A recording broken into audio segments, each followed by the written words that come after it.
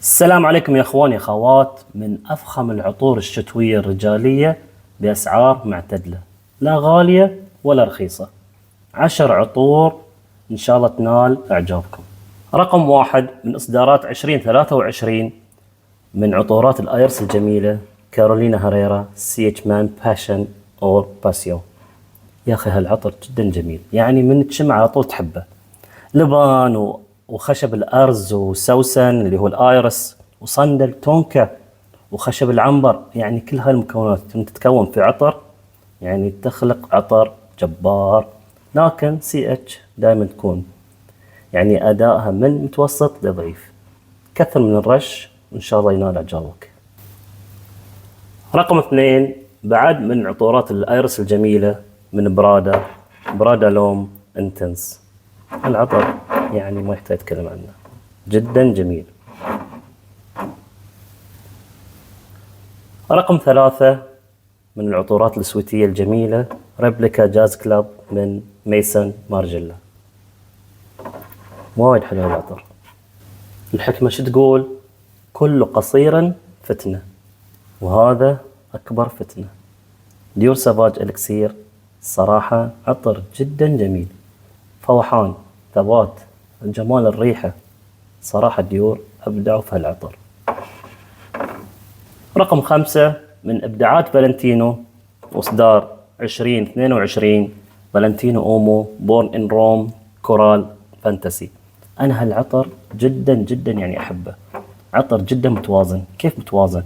يعني هالعطر فيه التوباكو وفيه الباتشولي وفيه التفاح الأحمر، لكن كل شيء بنسبة تخليه ما يطغي على النسبة الثانية أو النوتة الثانية.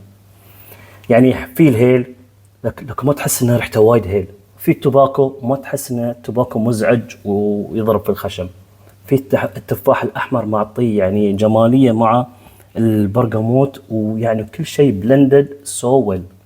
عطر جدا جميل وفوحانه وثباته وايد مرضيين. رقم ستة أنا أسميه عطر الكيف.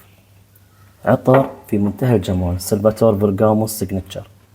يعني من مكوناته الهيل والقهوة، يا سلام وصلنا خير. يعني هيل وقهوة وباتشولي وجلد وتونكا وقريب فروت، هالعطر يعني متكامل. فوحانه حلو، ثباته جدا جميل، وسعره ما يزيد عن ال 400 درهم. يعني عطر وايد حلو، تحصله في الديسكاونترز يعني أقل من كذي. عطر وايد حلو لا يفوتكم. رقم سبعة من أحلى إصدارات 2016، عطر الفانيلا والبخور زادك أند فولتير ذيس إز هيم.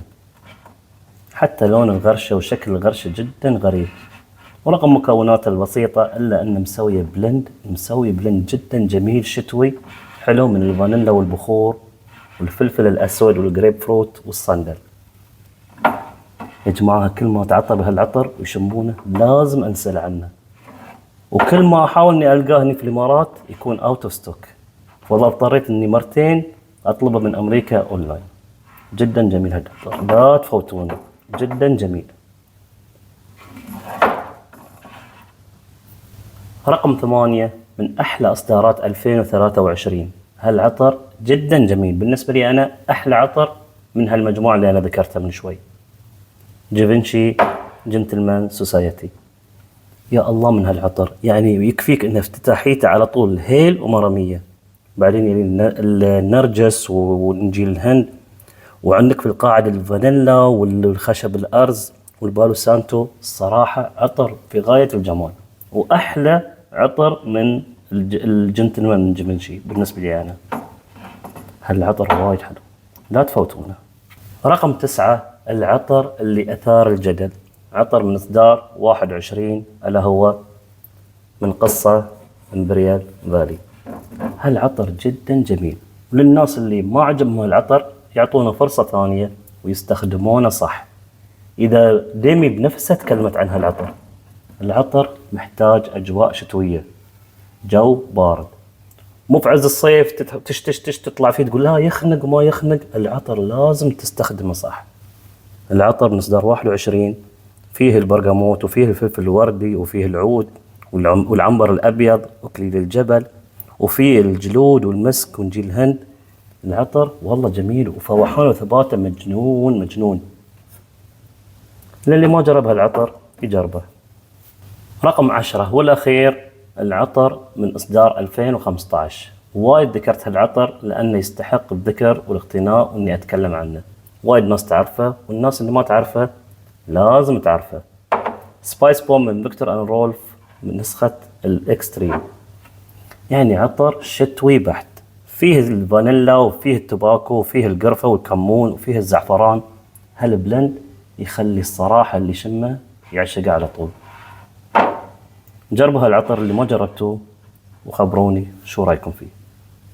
ومشكورين ونشوفكم في فيديو ثاني إن شاء الله.